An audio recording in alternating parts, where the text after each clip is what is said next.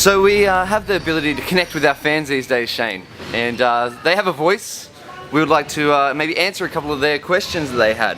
From Danielle Perry, what's the one piece of advice you'd give to a young player wanting to play professional basketball?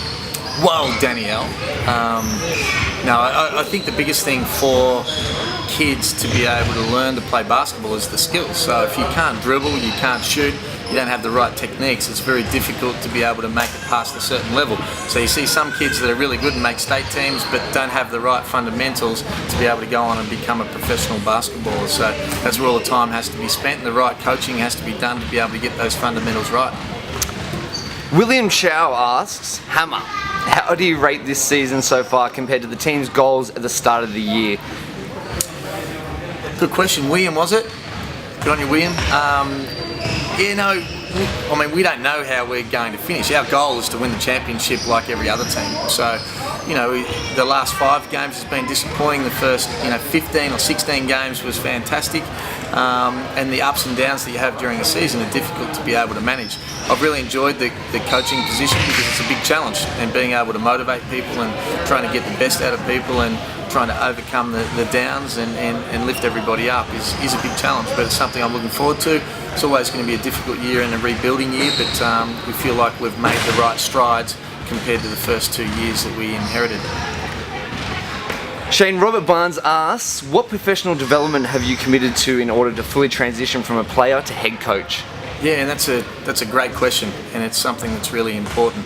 I guess for me, my transition was based around the Australian team, really, for starters, and doing 2 years as an assistant coach. So learning the ropes from that coaching role, almost like an apprenticeship role, was really important. And when you're doing it at World Championships and studying all of the best teams in the world, and then adding that to the philosophies that you've already developed as a coach, as a player, was one step. The other step was coaching at lower levels, so coaching at the state league in Queensland. So that was a good opportunity for me to be able to implement those ideas at the state level. And then I have my own mentors as well now that you're continuing to learn from and trying to develop, and also evaluating my own performances for every game, working out the things that we're doing right, the things we're doing wrong, and ways to be able to improve the team and myself and also the players every week. So I guess that's it. 3 good questions from our fans though. They all get 2 tickets each. So well done for that. Enjoy the game, and hopefully you guys bring us some luck. Thanks for the support. How do you evaluate the last 5 games? Well, we evaluate it possession by possession, so it's not necessarily just the wins and losses. So we review it by video, we show the players. There was a lot more negatives than positives at stages through those 5 games, and I felt like the mindset has been different since Christmas.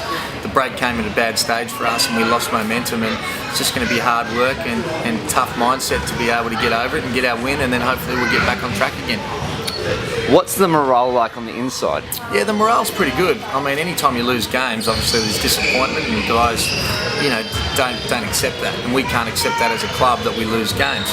But you also have to balance that up with being positive and trying to be able to move forward, and we've been able to do that. 4 of the 5 games we've lost have been on the road. Now we've got 5 of the last 7 at home. So if we're good enough, that we'll make the playoffs, and it'll end up being a very successful year for us. Who's impressed you the most this season? Well, I think Ben Madgen. I think his mindset from the very beginning and the off-season has been exceptional, and very high standards for himself and pushes himself for the extra work every day. So he's been extremely impressive. But we've got a whole lot of guys that have sort of put in a whole lot of work and starting to get the results. We're seeing that with the rotations. We're seeing a little bit more of Jared Weeks. How do you feel about the younger guys stepping up these days? Yeah, well, we've needed it because we've had halves down, and we've given opportunities to everybody that's put the work in on the training court. And Weeksy's been one of those guys that has started to be able to get a few minutes, and I think he's done really well. When he's been in the rotation as well. Shane, it's always great to talk to you on Kings TV. Thank you.